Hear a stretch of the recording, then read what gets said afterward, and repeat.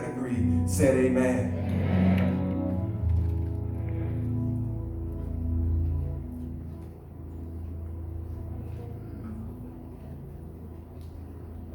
She don't have a mic. Is her mic on?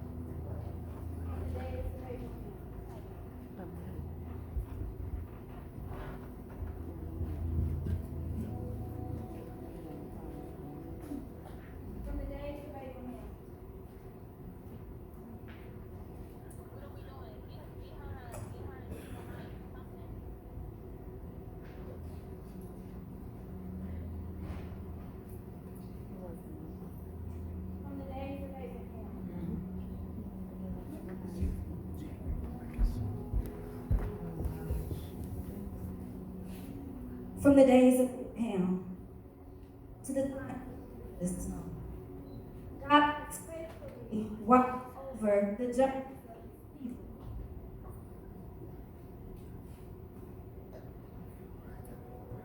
Come on, Pastor Jerry. This is your time.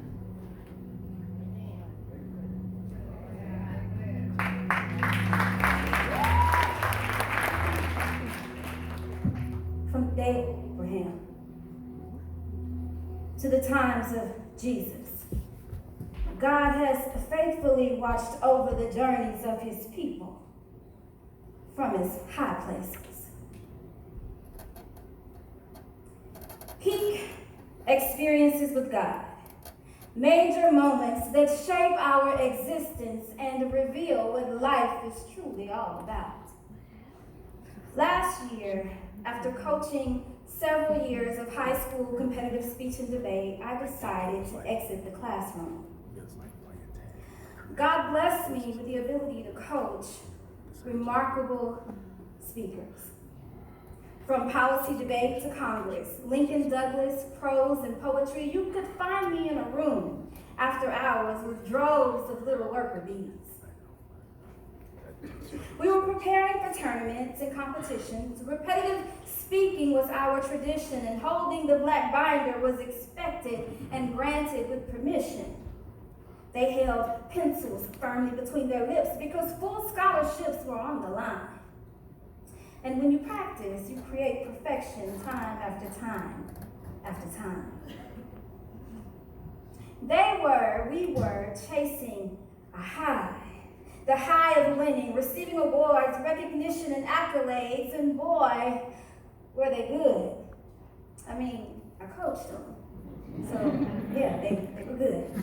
As we advanced from districts to regionals, we would relive the excitement of winning over and over again until that day came when our winning streak came to an end, and rearing its ugly head, defeat. We learned a lot that day.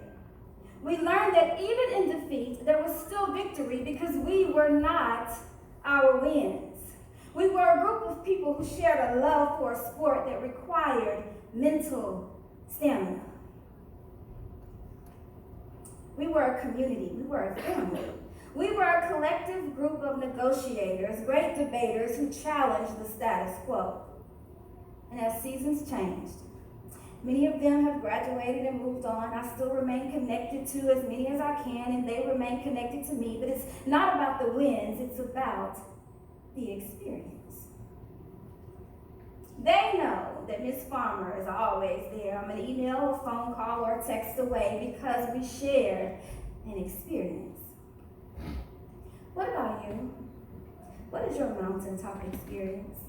And if you do have that experience, are you holding on to it tightly, more tightly than you're holding on to Jesus? Are you seeking his presence and you're avoiding entering into his presence?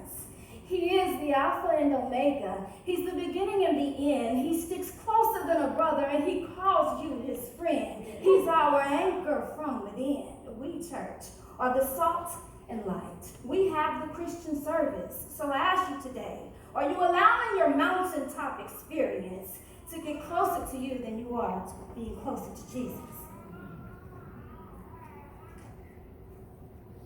This weekend, we will begin a new series entitled Mountaintop Experiences, 6 life-changing interactions, and I pray that we desperately seek our mountain-moving God who graciously gives us these experiences experiences so that we can navigate here on this earth through the valley.